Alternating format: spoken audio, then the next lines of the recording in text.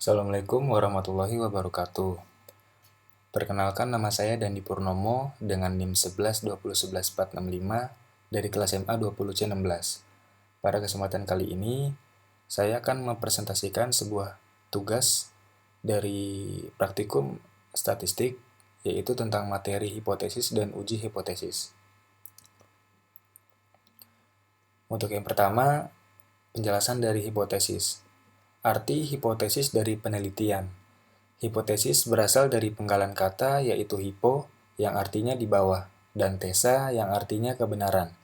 Jadi dapat disimpulkan bahwa hipotesis adalah suatu dugaan yang perlu diketahui kebenarannya, yang berarti dugaan itu mungkin bisa benar dan juga mungkin bisa salah. Sedangkan pengertian hipotesis secara umum adalah jawaban sementara yang masih atau hendak diuji kebenarannya. Biasanya, penelitian yang memerlukan hipotesis ini ialah penelitian yang bersifat eksploratif dan deskriptif. Selanjutnya, dari uji hipotesis. Uji hipotesis sendiri adalah metode pengambilan keputusan yang didasarkan dari analisa data, baik dari percobaan yang terkontrol maupun dari observasi atau tidak terkontrol. Uji hipotesis kadang disebut juga sebagai konfirmasi dari analisa sebuah data. Keputusan ini hampir selalu dibuat berdasarkan pengujian hipotesis nol. Hal ini menjadi pengujian untuk menjawab pertanyaan yang mengasumsikan hipotesis nol adalah benar. Selanjutnya, manfaat dari hipotesis. Hipotesis terdiri dari beberapa manfaat, yaitu yang pertama, hipotesis untuk menjelaskan sebuah masalah penelitian. Yang kedua, hipotesis menjelaskan variabel yang akan diuji. Yang ketiga, hipotesis menjadi pedoman metode analisis data. Dan yang keempat, hipotesis menjadi dasar untuk membuat kesimpulan penelitian. Untuk selanjutnya, fungsi dari hipotesis. Hipotesis juga memiliki fungsi yang terdiri dari yang pertama, untuk menguji kebenaran suatu teori, dan yang kedua, untuk memberi gagasan baru, dan untuk mengembangkan suatu teori. Yang ketiga, untuk memperluas pengetahuan peneliti mengenai suatu gejala yang sedang dipelajari.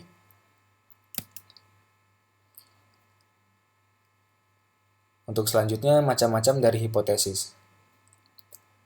Yang pertama, hipotesis deskriptif, yaitu tentang nilai suatu variabel mandiri, tidak membuat perbandingan atau hubungan. Yang kedua, ada hipotesis komparatif, merupakan pernyataan yang menunjukkan dugaan nilai satu variabel atau lebih pada sampel yang berbeda. Yang ketiga, ada hipotesis asosiatif, yaitu hipotesis yang menunjukkan dugaan hubungan antara dua variabel atau lebih. Selanjutnya ada jenis-jenis hipotesis.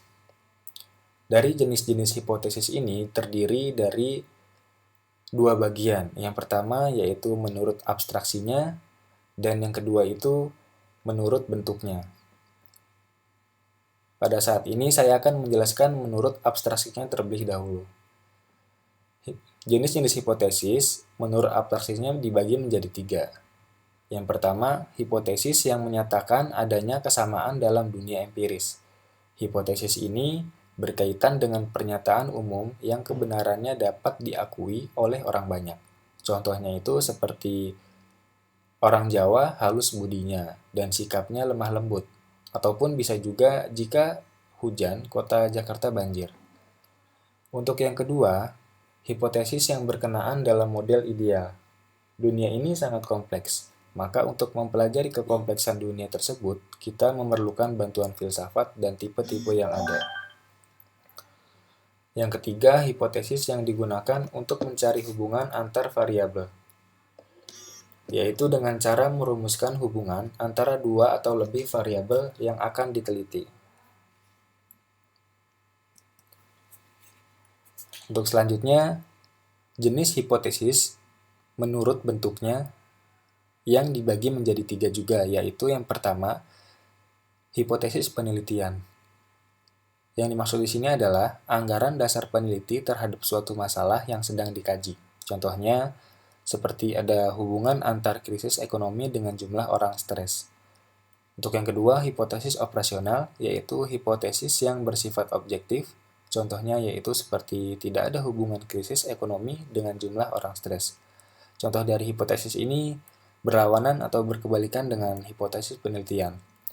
Untuk yang ketiga, ada hipotesis statistik, yaitu merupakan jenis hipotesis yang dirumuskan dalam bentuk notasi statistik.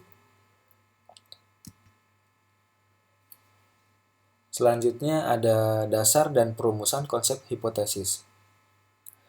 Untuk dasar sendiri, hipotesis mempunyai beberapa aspek.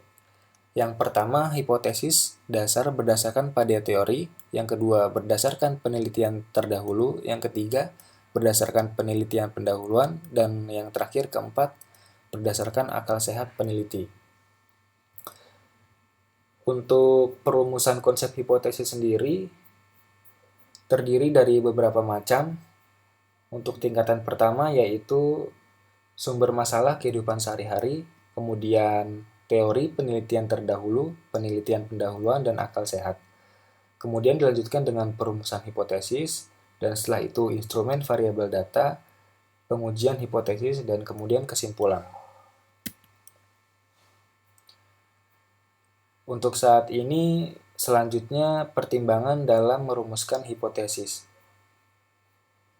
Untuk pertimbangan dalam merumuskan hipotesis ini terdiri juga dari beberapa macam. Yang pertama yaitu harus mengekspresikan hubungan antara dua variabel atau lebih. Maksudnya adalah peneliti harus setidaknya mempunyai dua variabel yang akan dikaji. Misalkan kedua variabel tersebut adalah variabel bebas dan variabel tergantung. Jika variabel lebih dari dua, maka biasanya satu variabel tergantung, dua variabel bebas.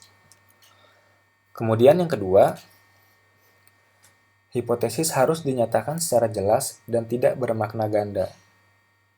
Artinya, rumusan hipotesis harus bersifat spesifik dan mengacu pada satu makna, tidak boleh menimbulkan penafsiran lebih dari satu makna.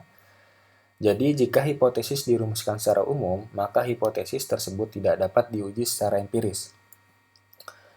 Untuk yang ketiga, hipotesis juga harus dapat diuji secara empiris, maksudnya ialah untuk diungkapkan dalam bentuk operasional yang dapat dievaluasi berdasarkan data yang didapatkan secara empiris. Jadi, sebaiknya hipotesis jangan mencerminkan unsur-unsur moral ataupun nilai-nilai dan sikap. Untuk selanjutnya, ada cara untuk merumuskan sebuah hipotesis. Yang pertama yaitu rumuskan hipotesis penelitian. Yang dimaksud adalah hipotesis yang kita buat dan dinyatakan dalam bentuk kalimat. Contoh, ada hubungan antar gaya kepemimpinan dengan kinerja pegawai. Untuk yang kedua, hipotesis operasional, yaitu hipotesis yang mendefinisikan secara operasional.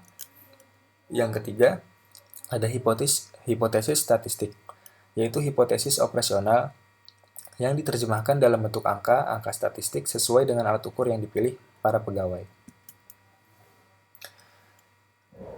Sekian presentasi dan materi yang dapat saya sampaikan, kurang lebihnya mohon maaf. Wassalamualaikum warahmatullahi wabarakatuh.